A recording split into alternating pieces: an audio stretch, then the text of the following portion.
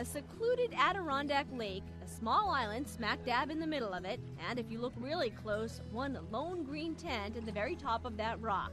It doesn't get any more remote than this. Forget about gassing up your SUV or RV to get here. The only way you get to camp on one of these is to use one of these.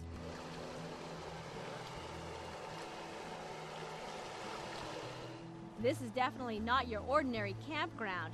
Nestled within the nooks of the shoreline and on islands dotting the lower Saranac landscape are dozens of boat access-only campsites. They're visited each year by people looking for a more serene camping experience.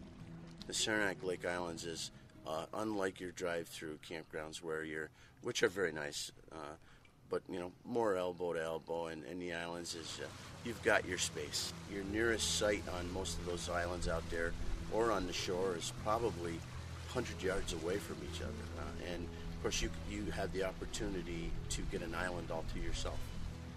At the risk of disturbing that very serenity, our crew politely arrived at the rocky shoreline and landed at site number 37. Do you mind a couple visitors with a video camera? Oh, come on! It was just the welcome we needed to find out what makes boat access-only camping so special. We started in 1982 and been coming every year since. One big thing with me was right at the time I just got that promotion and got a new job, and it was very stressful. And these guys said, "You got to go to this. Don't worry about it." And I got up here and I just fell in love. There's just no phones, no nothing. Nobody bothered you. In the off-season, the sites are generally first come, first served. But during peak season, from Memorial Day to Labor Day, you must make reservations either online or by phone. This group waited all year for their shot at camping on Lower Saranac.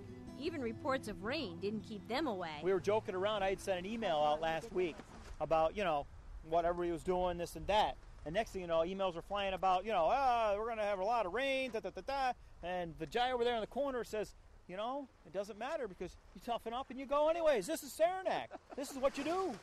You wait all year long to come here for that 4-day adventure.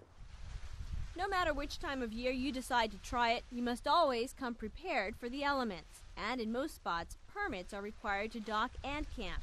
Experienced island campers also know you must bring plenty of food. So this year we're having a 16.5-pound bird. I brought stuffing and gravy and potatoes.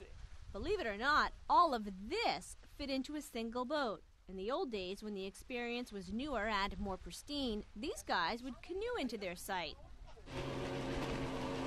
But they've since discovered the advantage of a little horsepower. Powerboats are much better. Powerboats bring food and chairs. We're thinking about getting a barge. Yeah, we need a party barge. It's easy to see the allure of island camping when you get a view like this out your tent door. And as our trip to the next site suggested, you can never underestimate the appeal of a remote camping experience.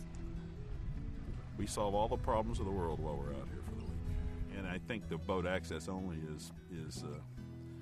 is one of the keys, because all of us have been camping in other types of environments, and you just have limited access, and it changes the kind of people, different types of people, different interests, and so on. And everybody's extremely friendly, and everybody waves at everybody, and you're sort of out here doing something that most people don't think about.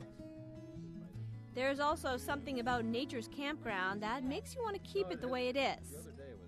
It's a carry-in, carry-out facility.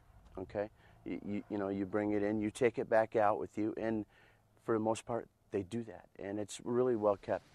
Well kept, pristine. Hey, some might even call it a little piece of heaven.